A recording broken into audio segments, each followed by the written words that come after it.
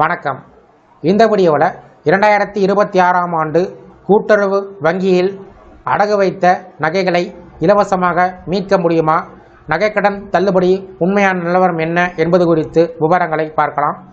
இந்த வீடியோவை தொடர்ந்து பார்க்குறதுக்கு முன்னாடி நம்ம சேனலை இதுவரைக்கும் சப்ஸ்கிரைப் பண்ணாதவங்க இந்த வீடியோக்கு கீழே இருக்க ரெட் கலர் சப்ஸ்கிரைப் பட்டன் அழுத்தி சப்ஸ்கிரைப் பண்ணிக்கோங்க.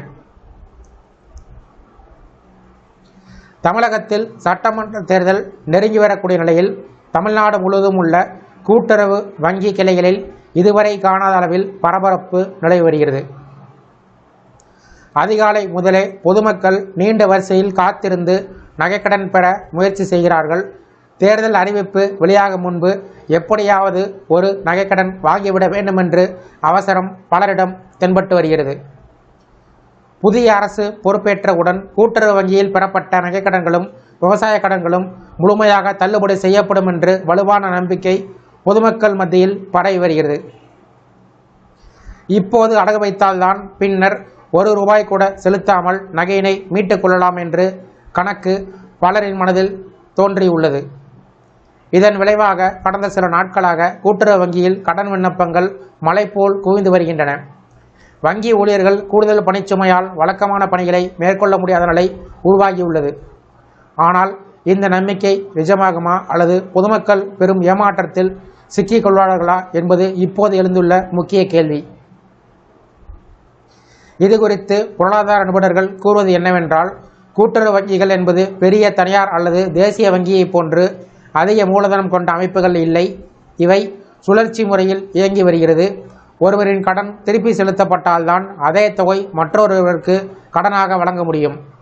அரசு தள்ளுபடி அறிவித்தாலும் அதற்கான ஈட்டுத் தொகை உடனடியாக வங்கிகளுக்கு வழங்கப்படவில்லை என்றால் கூட்டுறவு வங்கிகளின் நிதிநிலை பாதிக்கப்படலாம்.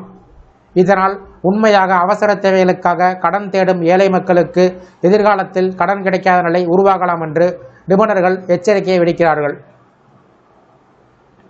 மேலும் தற்போதைய டிஜிட்டல் காலத்தில் தள்ளுபடி வழங்குவது எளிதான செயல் கிடையாது. ஆதார் எண், குடும்ப அட்டை விவரங்கள் அனைத்தும் கணினிமயமாக இணைக்கப்பட்டுள்ளது. ஒரு குடும்பத்திற்கு குறிப்பிட்ட அளவு தங்கம் மட்டுமே தள்ளுபடி செய்யப்படும் என்ற உச்சவரம்பு விதிக்கப்படலாம். ஏற்கனவே தள்ளுபடி பலனை பெற்றோருக்கு மீண்டும் சலுகை வழங்கப்படாமல் போகும் வாய்ப்புகள் உள்ளன.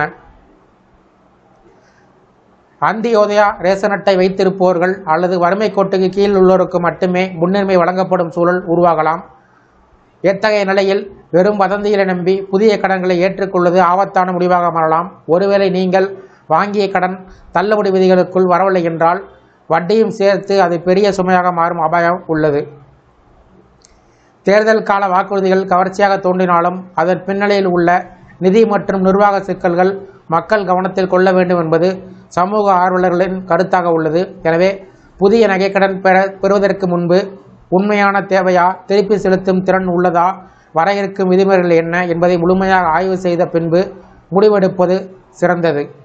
இந்த வீடியோ குறித்த உங்களுடைய கருத்துக்களை கமெண்ட் செக்ஷனில் கமெண்ட் பண்ணுங்கள். இந்த வீடியோ பிடிச்சிருந்தா வீடியோக்கு ஒரு லைக் பண்ணுங்கள். இந்த வீடியோவை உங்களுடைய நண்பர்கள் மற்றும் உறவினர்களுக்கும் ஷேர் பண்ணுங்கள். மற்றும் ஒரு பயனுள்ள வீடியோவில் சந்திப்போம். நன்றி.